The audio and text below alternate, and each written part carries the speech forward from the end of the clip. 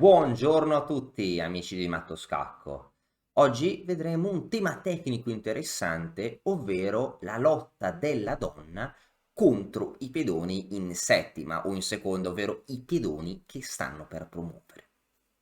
Ovviamente una donna vale molto più di un pedone, però se il pedone è soltanto a un passo dalla promozione, anche l'avversario è vicino ad ottenere una donna, dopodiché la partita sarebbe patta.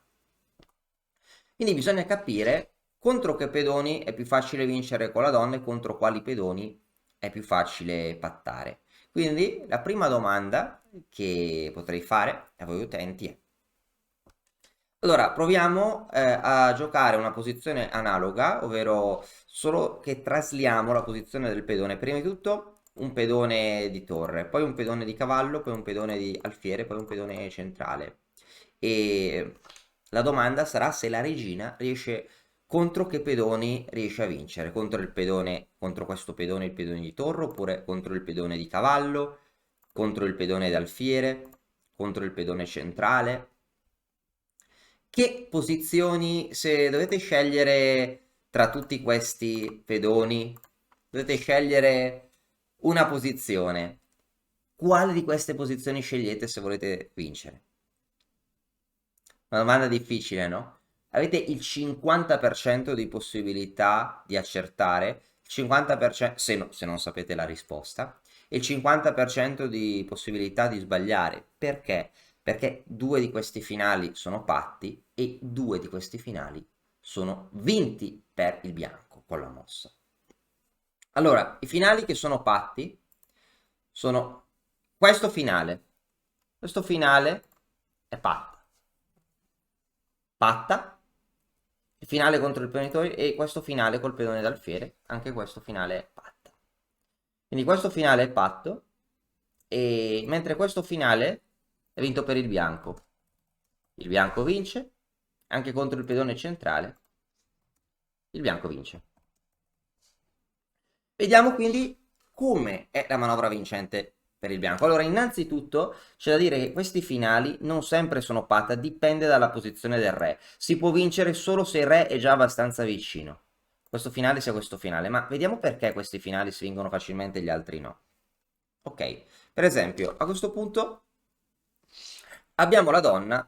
La prima cosa da fare è avvicinarci a zigzag al pedone nemico. Quindi iniziamo con tempo, quindi iniziamo a dare uno scacco.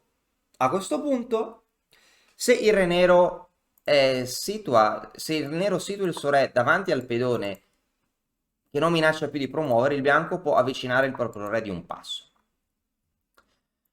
Se il nero sposta il re altrove, la donna continua ad avvicinarsi a zigzag, pedone in presa, re F8 su minaccia di promuoversi, si dà scacco e a questo punto il re blocca il pedone, pena la sua perdita e conseguente vittoria del bianco. Dopo re G8 lo stesso re blocca la promozione, il re bianco si avvicina. Su re H7 a questo punto il bianco potrebbe ancora continuare con gli scacchi oppure anche inchiodare il pedone, un gioco di inchiodature. Su re H6 donna B1. Ok, mi sto rendendo conto che in modo folle sto dicendo tutte le coordinate sbagliate, simmetriche, come se la scacchiera fosse il contrario. Re H6 in realtà è Re A3. Quindi su Re A3, donna B1, la partita è patta. Perché? Perché la donna blocca il pedone che non potrà più promuovere, il bianco avvicina il re, no? Questa vittoria, questa partita è vinta matematica, il bianco vince. Il pedone cade e poi si va a dare matto. Quindi se la donna blocca il pedone la partita è già vinta. Quindi dopo re D2, donna B3, re C1, donna C3, re B1, re G7, re A2, donna C2, re A1, per non permettere alla donna di andare qui, donna A4, re B1, il re blocca ancora il pedone, e re bianco gioca re F6, si avvicina ancora. Quindi re C1, ora di nuovo scacco, la donna si avvicina di nuovo a zigzag, e il re, per non perdere il pedone, è costretto a bloccarlo. Il re bianco si avvicina ancora. E si ripete ancora questo procedimento. Se il nero gioca re A1, ancora il nero non minaccia di promuovere, quindi si avvicina ancora il re. Su re b1 nemmeno. Su re a2, donna c2 di nuovo, inchiodando. Re a1, scacco. Re b1, donna c3, ora è troppo tardi. Su il re è troppo vicino, su re c1 o donna a1 e cade il pedone o direttamente donna c2 matto. Questo finale è stato vinto. Anche questo finale si vince. Qua ancora dobbiamo avvicinare la donna zigzag. Avviciniamo donna e 6 scacco. Re di 1 blocca già il pedone, quindi il re inizia ad avvicinarsi, inizia la sua marcia verso una casella in cui attacca il pedone. Quindi il re va una colonna vicina. Ora la donna si avvicina a zigzag o con scacchio attaccando il pedone. Re e 2. Su re e 3 il pedone non minaccerebbe di promuovere, quindi il bianco può iniziare ad avvicinare il suo re avvicinandosi alla vittoria. Quindi re e 2, donna e 4 scacco, re f2, donna d3, re 1, donna e 3. Ancora la scelta spiacevole. Re f1 perde il pedone, poi la partita perché poi si avvicina il re, poi si dà matto, no? Su re di 1 il pedone non minaccia di promuovere, quindi si avvicina. Re c2, a questo punto si può giocare per dire donna e2, re c1, donna c4, la stessa manovra di prima.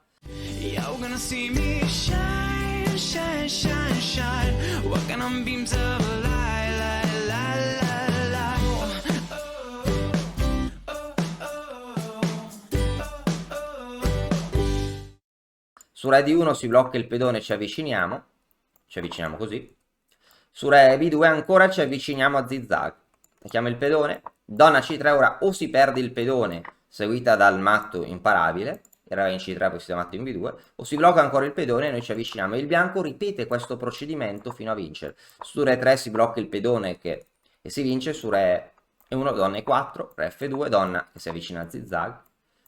Il re o si perde il pedone, o il re blocca la casa di promozione e si vince. Re c2, donna e2, c1, donna c4, qua ripetiamo lo stesso concetto, la stessa manovra all'infinito finché la vittoria non è vicina. Qua ormai la vittoria è vicina, per dire, si può giocare anche donna e3, il re deve già andare in d1, re d3, poi matto, in poche mosse, no? E si vince. A questo punto abbiamo visto perché questi finali si vincono, vediamo di capire perché i finali con i pedoni di torre e con il pedone di alfiere sono invece patti. Prendiamo il pedone di torre.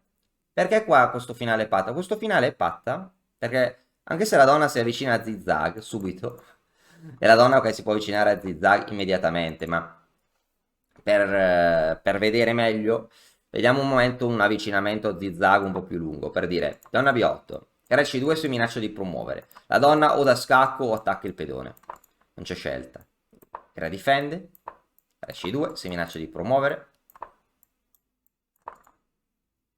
donna b4, re c2 si minaccia di promuovere, donna 3, re b1. Ecco, donna b3, ecco a questo punto il problema del bianco è che in caso di re c1 sì si cattura il pedone, ma il nero gioca re a1, ecco che quando quando la donna è così vicina, ci sarebbe potuto andare anche subito, no? Donna b3, re a1, quando la donna costringe il re nemico a bloccare il proprio pedone, c'è una situazione di stallo e quindi il bianco non può sfruttare questa situazione per guadagnare un tempo per avvicinare il proprio re.